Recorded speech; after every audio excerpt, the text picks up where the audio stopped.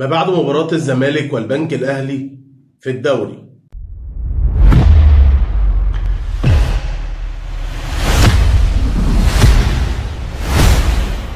بسم الله الرحمن الرحيم. أهلا وسهلا بحضراتكم جميعا، عاملين إيه؟ يا رب تكونوا بخير. معاكم إسلام دونجا وحلقة جديدة من برنامج عطاير وما بعد مباراة الزمالك والبنك الأهلي والتعادل 2-2. الحلقة النهاردة هتكون نارية، حلقة صديقي العزيز لازم اللايك والكومنت والشير مهم جدا علشان صوتنا يوصل لكل الناس، لأن كلنا كزملكاوية هنا على آخرنا. الواحد حاول يأخر في تصوير الحلقة كتير عشان يهدى، وللأسف الواحد مش عارف يهدى وجواه بركان. قبل اي حاجة الزمالك وادارة الزمالك تستاهل اللي بيحصل فيها من التحكيم، لان هي ادارة مخوخة وادارة مهلهلة وادارة ضعيفة وادارة ولا ليها لازمة زي خيال المآتة. التحكيم النهاردة حاجة في منتهى السخافة اللي في الدنيا، فجر وعهر بين وعين عينك. ركلة جزاء تتحسب للبنك الأهلي، أختها بالظبط ركلة جزاء للزمالك ما تتحسبش. أنا مش فاهم بجد الحكام عايزة إيه وبتعمل إيه وضمايرهم فين. أنا هنا بتكلم في خلل في المعايير. نفس الكرة بالظبط على ناصر منسي تتحسب ركلة جزاء، ونفس الكرة بالظبط لصالح الزمالك ما تتحسبش. وهنا اللوم على مجلس الإدارة، لأن أنتوا كلكم خيال مآتة، مسدس صوت، كل شوية بتاخدوا على قفاكم من الحكام ومن لجنة الحكام ومن رابطة الأندية ومن لجنة الانضباط، كل المنظومة بتديكوا على قفاكم وانتوا ولا هنا. مجلس عار. قال لك في مجلس إدارة جه عشان يرجع الصورة الذهنية للنادي، دمر هوية النادي. الحكام والتحكيم فرقوا كتير جدا من وجهة نظري في الموسم القذر ده. أسوأ موسم شفته في تاريخ الكورة من يوم ما أنا وعيت أشجع الكورة. مباريات كتيرة جدا جدا جدا الزمالك اتدبح فيها، والمجلس بتاعنا نايم لنا في الفالنة.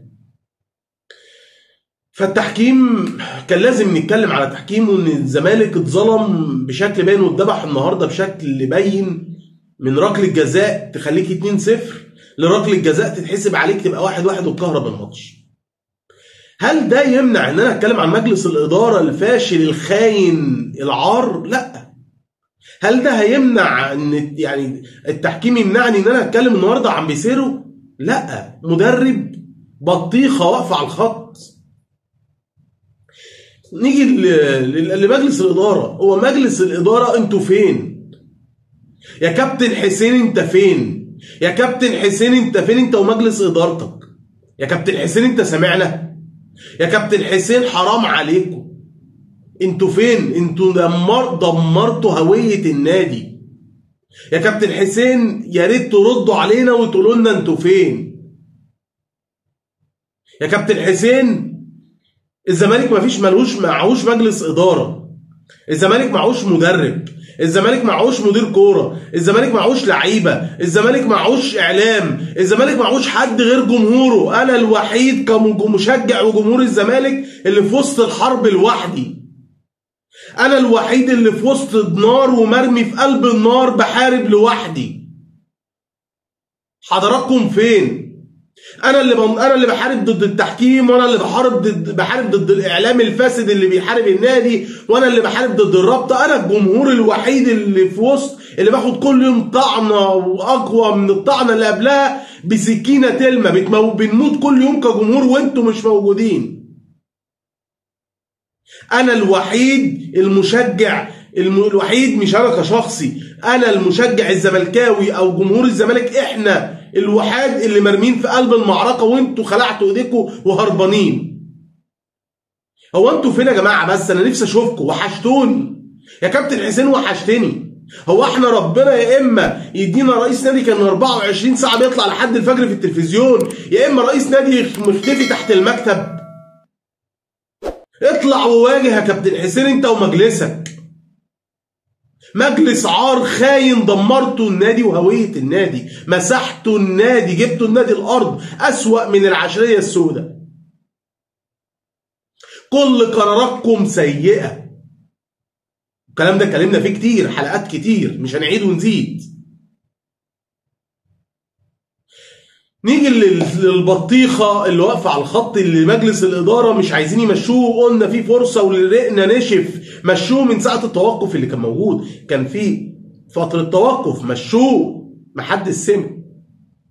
حد سمع؟ بنهاتي بنكلم نفسنا، يقول لك سيبهم يا عم، جمهور الزمالك دول مجانين، سيبهم يقولوا اللي يقولوه. معانا بطيخه يا جماعه واقف على الخط. الزمالك النهارده برضه كالعاده بنلعب 3-4-3، والزمالك كانه بيلعب هولندا، ما بنلعبش البنك الاهلي بمناسبه يعني اللون الاورنج او البرتقالي، بنلعب هولندا. بنلعب كأن ماتش في القرن اللي هو القرن مثلا او سنه 31 ما قبل الميلاد، نايمين بنلعب كلنا تحت الكوره. ربنا كرمنا وجبنا جون في اول دي في 26 ثانيه، وبسيرو قرر ينام من الثانيه 26 لحد اخر الماتش. حاجه قذره مقرفه، مدرب مقرف. قلت لك قبل كده انا شفت مدربين وعاصرت مدربين كتير في تاريخ الزمالك، انا شخصيا ما شفتش مدرب بالقرف ده، ما شفتش مدرب بالسوء ده، ما شفتش مدرب طريقته واسلوبه حاجه زي الخرا.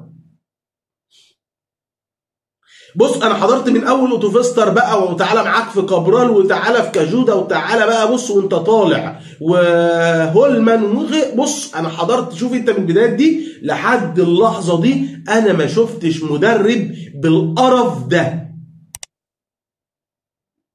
الله يخرب بيت اللي جابك، ويخرب بيت اللي ماسك فيك واللي مقعدك لحد اللحظه دي. ايه يا عم ده؟ زمالك ايه اللي ينام يا جدع بالشكل ده؟ ايه يا معلم وانت ماسك ايه يا باشا؟ ده الزمالك يا باشا. انام قدام البنك الاهلي كاني بلاعب هولندا بالمنظر ده. خلاص مش عارف اعمل 2 باص. يعني الزمالك يا جماعه مع بيسيرو لا بنعمل دبل باص، ما بنعملش دبل باص، يعني ما بنعملش 2 باص ورا بعض، ما بنستخلصش الكوره، ما بنجيبش السكند بول، ما بنسددش على المرمى، ما بنعملش بلوكات عشان ما يتسددش علينا، ما بنمنعش العرضيات، ما بنعملش اوفرلابات من الباك والجناح. حاجه في منتهى السوء اللي في الدنيا. انا بص كاتب قد كده تحليل ماتش وحاجات قد كده، مش هتكلم اصلا، مش هينفع اتكلم فيها. انا هلخص لك الموضوع ده يا صديقي العزيز المشجع الزملكاوي في كلمتين.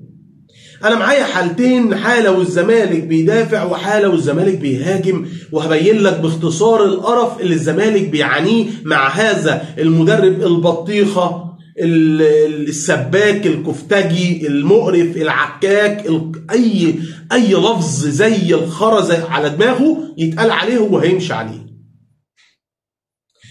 بص يا صديقي العزيز، هبين لك لحظه في الدقيقه كانت على ما اتذكر كانت في الدقيقه 33. الزمالك ما خلاص بقول لك